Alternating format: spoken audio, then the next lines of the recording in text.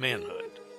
Manhood is the isthmus between two extremes, the ripe, the fertile season of action when alone we can hope to find the head to contrive united with the hand to execute. Each age has its peculiar duties and privileges, pleasures and pains. When young, we trust ourselves too much. When old, we trust others too little. Rashness is the error of youth, timid caution of age. In youth, we build castles and plan for ourselves a course of action through life. As we approach old age, we see more and more plainly that we are simply carried forward by a mighty torrent, borne here and there against our will. We then perceive how little control we have had in reality over our course, that our actions, resolves, and endeavors, which seem to give such a guiding course to our life, are but eddies of the mighty stream that rolls to its appointed end. In childhood, time goes by on leaden wings, 10, 20 years. A lifetime seems an endless period. At manhood, we are surprised that time goes so rapidly. We then comprehend the fleeting period of life. In old age, the years that are past seem as a dream of the night, our life as a tale nearly told. Childhood is the season of dreams and high resolves, manhood of plans and actions, age of retrospection and regret. There is certainly no age more potential for good or evil than that of early manhood. The young men have, with much propriety, been denominated the flower of a country. To be a man and seem to be one are two different things. All young men should carefully consider what is meant by manhood. It does not consist in years simply, nor in form and figure. It lies above and beyond these things. It is the product of the cultivation of every power of the soul, and of every high spiritual quality naturally inherent or graciously supplemented. It should be the great object of living to attain this true manhood. There is no higher pursuit for the youth to propose to himself. He is standing at the opening gates of active life. There he catches the first glimpse of the possibilities in store for him. There he first perceives the duties that will shortly devolve upon him. What higher aim can he propose to himself than to act his part in life as becomes a man who lives not only for time but for eternity? How earnestly should he resolve to walk worthily in all that true manhood requires? There are certain claims, great and weighty, resting upon all young men, which they cannot shake off if they would. They grow out of those indissoluble relations which they sustain to society and those invaluable interests, social, civil, and religious, with all the duties and responsibilities connected with them, which are soon to be transferred to their shoulders from the venerable fathers who have borne the burden and the heat of the day. The various departments of business and trust, the pulpit and the bar, our courts of justice and halls of legislation, our civil, religious, and literary institutions, all in short that constitute society and go to make life useful and happy, are to be in their hands and under their control. Society, in committing to the young her interests and privileges, imposes upon them corresponding claims and demands that they be prepared to fill with honor and usefulness the places which they are destined to occupy.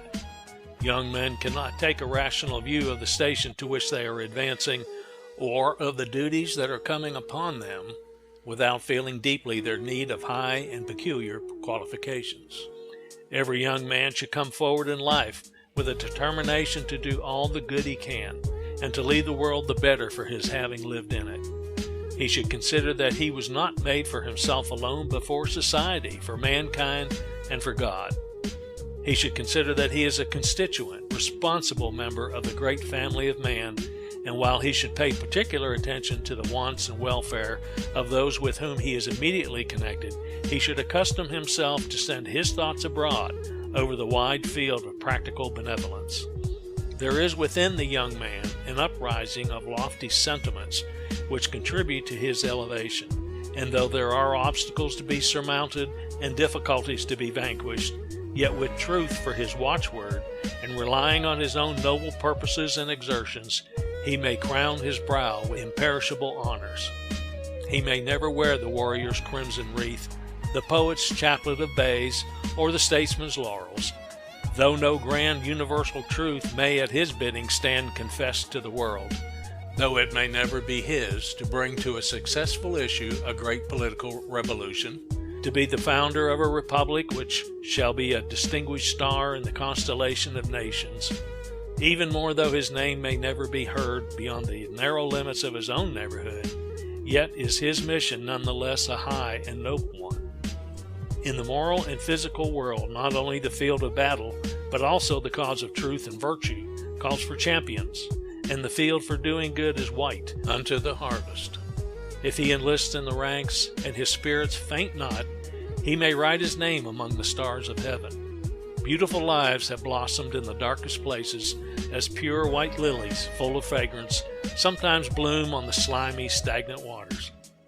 No possession is so productive of real influence as a highly cultivated intellect. Wealth, birth, and official station may and do secure an external superficial courtesy, but they never did and never can secure the reverence of the heart. It is only to the man of large and noble soul, to him who blends a cultivated mind with an upright heart, that men yield the tribute of deep and genuine respect. A man should never glory in that which is common to a beast, nor a wise man in that which is common to a fool, nor a good man in that which is common to a wicked man.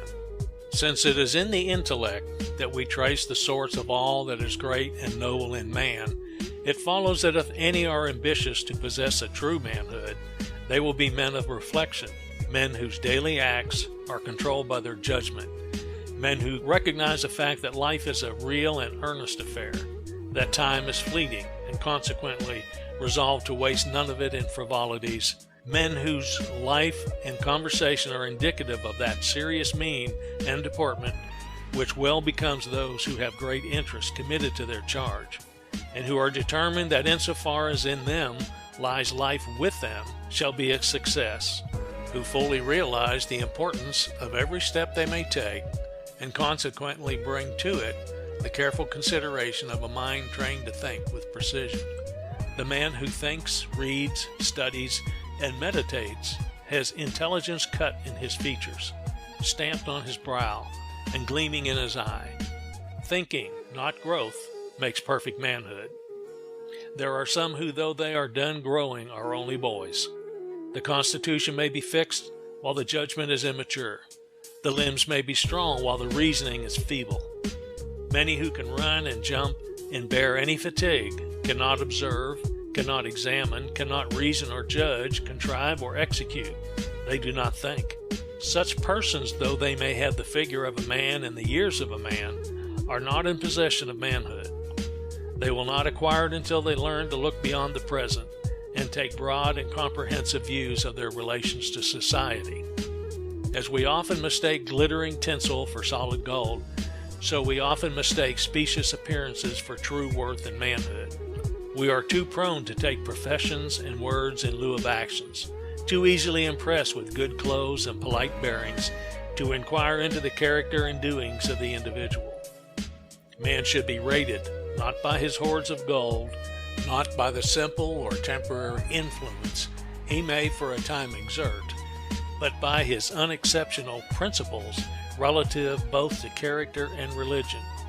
Strike out these, and what is he? A savage without sympathy. Take them away, and his manship is gone. He no longer lives in the image of his Creator. No smile gladdens his lips, no look of sympathy illumes his countenance to tell of love and charity for the woes of others. But let man go abroad with just principles, and what is he? An exhaustless fountain in a vast desert, a glorious sun, shining ever, dispelling every vestige of darkness. There is love animating his heart, sympathy breathing in every tone. Tears of pity, dewdrops of the soul, gather in his eye and gush impetuously down his cheek. A good man is abroad, and the world knows and feels it. Beneath his smile lurks no degrading passion. Within his heart there slumbers no guile. He is not exalted in mortal pride, not elevated in his own views, but honest, moral, and virtuous before the world. He stands throned on truth. His fortress is wisdom, and his dominion is the vast and limitless universe. always upright, kind, and sympathizing, always attached to just principles and actuated by the same, governed by the highest motives in doing good. These constitute his only true manliness.